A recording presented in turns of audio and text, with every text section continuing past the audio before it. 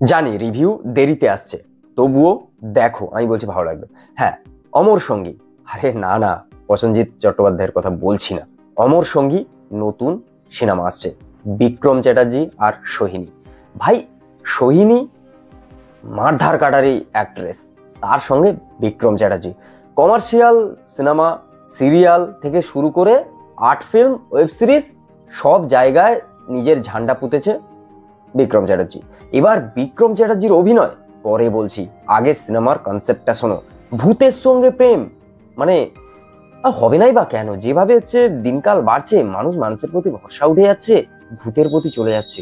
মানে ভূতের সঙ্গে প্রেম ঠিক কেমন হবে, মানে এটা নিয়েও আমি এক্সাইটমেন্টে আছি। ভাই, গল্প এরকম হওয়া উচিত। সবসময় সিনেমা কি ভাই, হরর কমেডি এটে সবকিছু আসছে, প্রেম হবে এবার ভূতের সঙ্গে। মানে বেশ বেশ থ্রিলিং পাচ্ছি, মানে ব্যাপারটা বেশ মজা।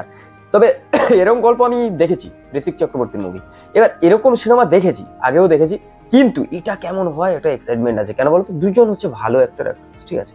এবার সুন্দর গান, ভিজুয়াল অসম, ড্রোন শট ব্যাপক লাগছে, যে সিনেমাটোগ্রাফি ভাই বেশ ভালো, ট্রেলারটা ভালো কাটা হয়েছে, গল্পটা বোঝা যাচ্ছে। কিন্তু তারপরেও কেন দেখতে যাওয়া উচিত? ওই যে বললাম, অন্য ধরনের গল্প। অনেকদিন পর বেশ ভালো লাগছে, বাংলা সিনেমায় বিভিন্ন ধরনের স্ক্রিপ্ট চুজ করা হচ্ছে। কি হরর কমেডির দিকে যাচ্ছে, ভালো হরর কমেডি আসছে, আর বেশ কমেডি আসছে পরাণ বন্দ্যোপাধ্যায়, ওই যে পুতুল, মনে আছে?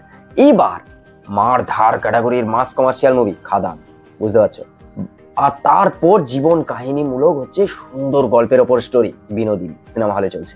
এরকম যখন একের পর এক সিনেমা আসছে, তাহলে ভাববে ইন্ডাস্ট্রি গ্রো করছে, এগোচ্ছে, এটা একটা ভালো দিক।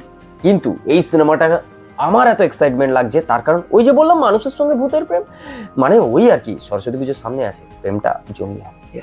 এবার ঘটনাটা আছে ভূতের সঙ্গেই যে প্রেম কিরকম হবে এটা দেখার, মাঝে মধ্যে কমেডি আর রোম্যান্স তো আছেই। এবার বিক্রম চ্যাটার্জি, বিক্রমদাকে আমরা দেখে নিয়েছি সিরিয়ালে, দেখে নিয়েছি পারিয়ার মতো মাস কমার্শিয়াল সিনেমায়, দেখবো আর্ট ফিল্মে। হ্যাঁ, এর আগে দেখেছি, আর্ট টাইপের লাগছে সিনেমাটা, কিন্তু কমার্শিয়াল সেই অর্থে নয়, কিন্তু গল্প আছে, আর গল্প যেখানে আছে আমিও সেখানে আছি, কারণ গল্প দেখতে বেশ ভালো লাগে। কার না ভালো লাগে বলো? অন্যের গল্প শুনতে এত ভালো লাগে, তাহলে এই সিনেমাটা দেখো। আমি বলছি ভূতের সঙ্গে প্রেম না, সেই লাগবে। এত সিনেমাটাকে নিয়ে কথা বলছি কেন? আমি কি সিনেমায় আছি নাকি? আরে না না, আমি সিনেমায় নেই। ওই যে বলে না, কিছু জিনিস এমন ভালো লেগে যায় মন থেকে রেকমেন্ড করা যায়। তবে বিক্রম চ্যাটার্জি এরকম নায়ক যদি আসে, তবে এই নায়কের ভেতরে কিন্তু সেই পোটেন্সিয়ালিটি আছে সুপারস্টার হওয়ার।